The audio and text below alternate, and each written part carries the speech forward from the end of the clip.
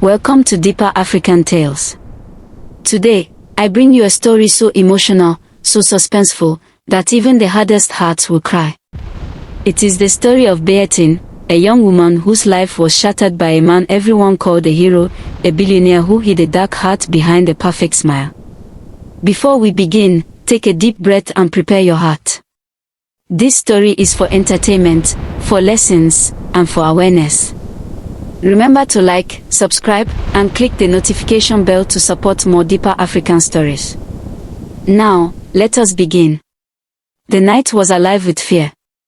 The rain pounded the streets like drums of warning, thunder cracking over the city in jagged bursts, shaking the windows and rattling my heart. I stood beneath a dim streetlight, shivering, my hands trembling as though the world itself had betrayed me. My name is Bayetin, and that night was the night my life would shatter, the night I would discover that the greatest monsters were the kindest faces, and the man everyone called a hero, a generous, saintly billionaire, would destroy my soul. I had always been cautious, careful, the kind of girl who trusted slowly, yet Malik Obina, Chief Malik, as the world called him, found me anyway. They said he built hospitals, helped widows, paid for scholarships, and built schools for girls like me. They called him the city's golden son. To them, he was a savior, a man untouchable, a man who could do no wrong. They never saw the shadows behind his smile. I did. I first met him in a small office, his secretary smiling as she told me, "Chief wants to see you personally. Consider yourself lucky." I stepped inside, the office smelling of roses and polished wood, walls lined with books and paintings. He smiled at me as if I were a delicate treasure he had discovered. "Bayetin," he said softly, "I have watched you. You are smart, you are humble, and I want to help you become a great woman. I want to guide you, teach you, help you succeed. You must trust me. I will make your life better." His words wrapped around my heart like warmth, and I believed him. For the first time, someone saw potential in me. He gave me books, money for transport, advice on life, and he called me his daughter of destiny. I trusted him. I thought he had come to rescue me from the life I had struggled so hard to survive. I did not know the darkness he carried behind the perfect mask. Weeks passed. I visited him often, each time leaving his office feeling lighter, feeling as if the world was full of hope. He would talk about my future, about my potential, about the great woman I could become, about the life I deserved. We laughed, we shared ideas, and I began to call him a friend. I did not know he was studying me, learning my fears, my weaknesses, my trust, my dreams, preparing for the night when my life would be stolen. It was a rainy evening when he invited me again, saying it was for a serious discussion about my future.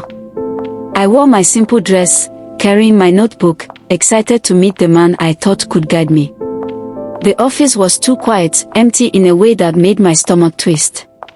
He smiled as always, but then he walked to the door and locked it.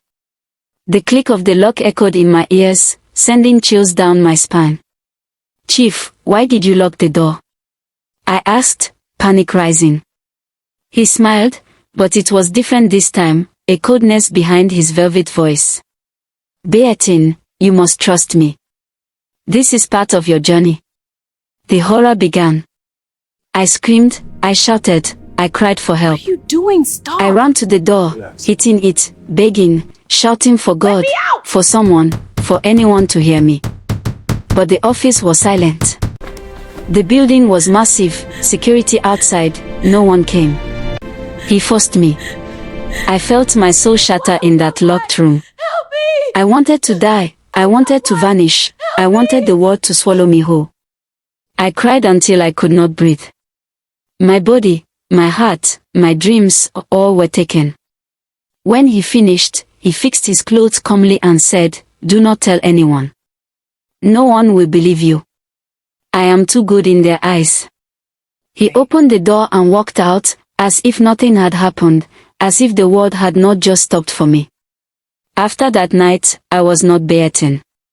I wandered like a ghost. I could not eat, I could not sleep. I saw his face everywhere. I heard his voice in every crowd. I talked to myself, screamed silently, shaking from the memories that would not leave. I told my mother. She shook her head. Chief Malik, you are lying. He is a good man. He helped you. How can you say such things? I begged her. She would not believe me. I told my friends. They laughed nervously, saying, Bayetin, he is a saint.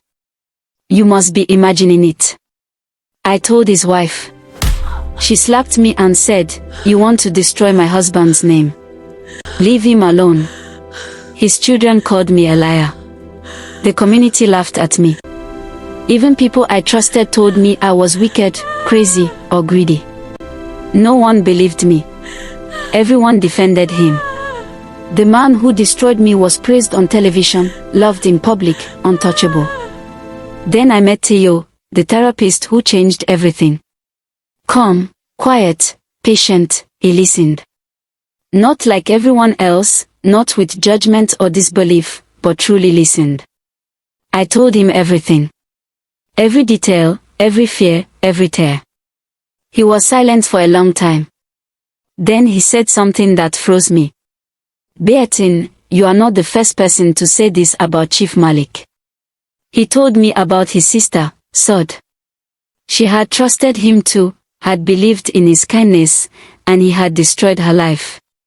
He invited her to his office, locked the door, forced himself on her. She told her family.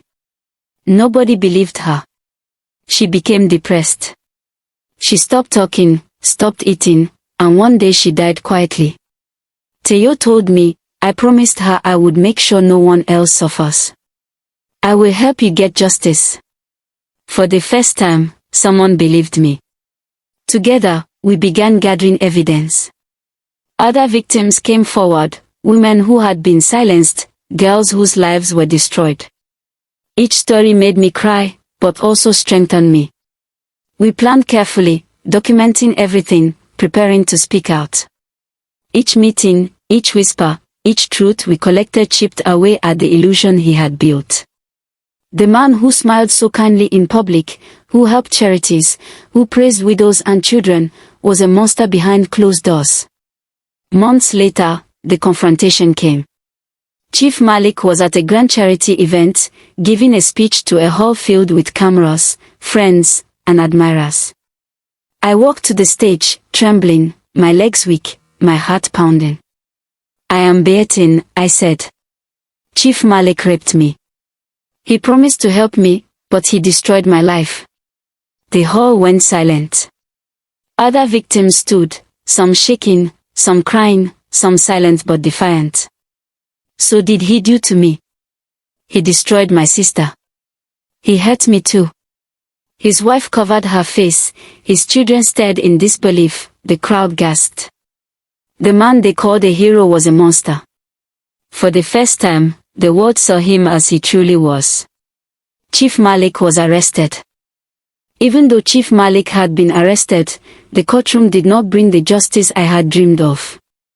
I had believed in the law, in truth, in the idea that the world would recognize evil when it stared it in the face. But reality was harsher. The evidence was missing, the witnesses too afraid, the powerful man too protected. The judge pronounced him not guilty, and the words echoed like a knife in my chest. Malik walked free, smiling as if nothing had happened. The world applauded him, still charmed by his public mask. I sat in the courtroom, numb, my tears gone, my voice gone, my spirit crushed. I was angry, but more than anything, I was broken. The pain I had carried for years became heavier. People whispered that I had lied, that I was bitter, that I wanted revenge. My mother, my friends, even the community I had hoped would support me, looked away. I felt like a shadow walking through a city that had no place for the broken, no room for the truth. But I refused to disappear. I refused to let the man who stole my life continue without consequence. I realized then that justice would not come from others, it would come from me. I buried my pain deep inside, letting it harden into resolve. If the world would not punish him, I would. If the system failed, I would learn to master it. If people doubted me, I would become unshakable. I grew. Slowly, painfully, like a tree breaking through rocks. I studied, I fought, I learned. I went to school, then university, and finally, I studied law.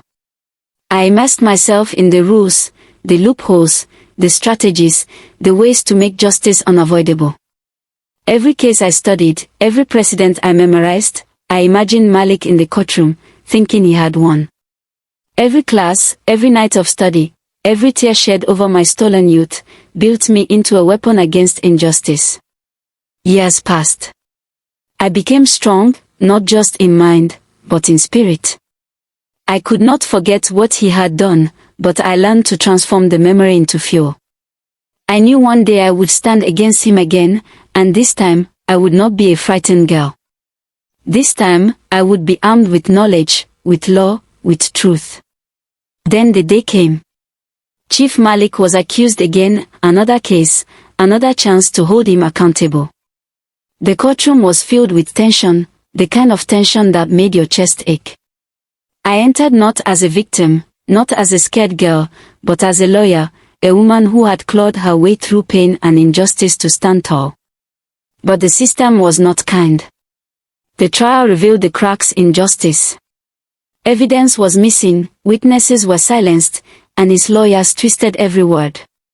The court looked at me, at the stories, at the survivors, and said, "There is not enough evidence. The defendant is found not guilty." I felt the world crumble again. My heart screamed, my chest ached, tears burned my eyes, but this time, I did not break. This time, I did not disappear. I realized something vital: justice is not always immediate. Justice is a journey. Justice is persistence. Justice is refusing to let evil go unchallenged, even when the world tells you it is impossible. I left that courtroom and vowed to grow stronger. I vowed to fight harder. I vowed that one day, the man who had stolen so many lives would not walk free again. I dedicated myself to protecting the helpless, giving voice to the silence, and mastering the law so that power and wealth could not shield monsters from truth. I became known in the city, a young lawyer with fire in her eyes and courage in her heart. Survivors came to me, seeking guidance, seeking strength, seeking hope. I gave them what I had fought so hard to claim, the knowledge that they were not alone, that someone would believe them, that someone would fight for them when the world had abandoned them. Even though Malik had escaped justice for now, I had transformed my pain into purpose. I realized that sometimes the world does not punish evil immediately, but strength, wisdom, and persistence create change. I would not stop. I would continue, knowing that my fight, my voice, my courage, and my knowledge were more powerful than the wealth and deception of one man. African proverbs reminded me every day. If the lion doesn't tell his story, the hunter will. I would tell the story. I would be the voice. No matter how long the night, the day is sure to come. My fight for justice was only beginning. Even the best cooking pot will not produce food. Effort, strategy, and patience were required to make justice happen. Wisdom does not come overnight. Every study, every case, every struggle prepared me for the day truth would prevail. I am Bayetin. I am no longer the frightened girl who cried in silence. I am a woman armed with law, courage, and truth. The man who thought he could destroy me has not won. He walks free now, but the seeds I planted, the knowledge I gained, the survivors I empowered, and the fire in my heart, these are unstoppable. One day, justice will find him. And when it does, it will be unstoppable. Bayetin's journey reminds us that life is not always fair, and justice does not always come immediately. Sometimes, the powerful walk free while the innocent suffer. But strength, courage, and knowledge can turn pain into power. Even when the world fails you, your determination can create change. Every setback is a lesson, and every struggle is a step toward reclaiming your destiny. The lesson here is clear: never give up, never stop learning, and never stop fighting for what is right. Pain can be transformed into purpose, and even when justice seems delayed, preparation and resilience can make it inevitable. Bayetin may have been broken by injustice, but she has risen stronger than ever, and her story is far from over. In the next part, we will see how she continues her fight against the man who destroyed her life, using everything she has learned to ensure that no one else suffers the way she did. If you want to see how Bayetin confronts the billionaire once again and how her journey for justice unfolds, stay tuned for part 2. Don't forget to like this video, subscribe to Deeper African Tales, and comment below your thoughts. Your support helps more stories like Bayetin's reach the world, and your comments encourage survivors to know they are not alone. Thank you for watching.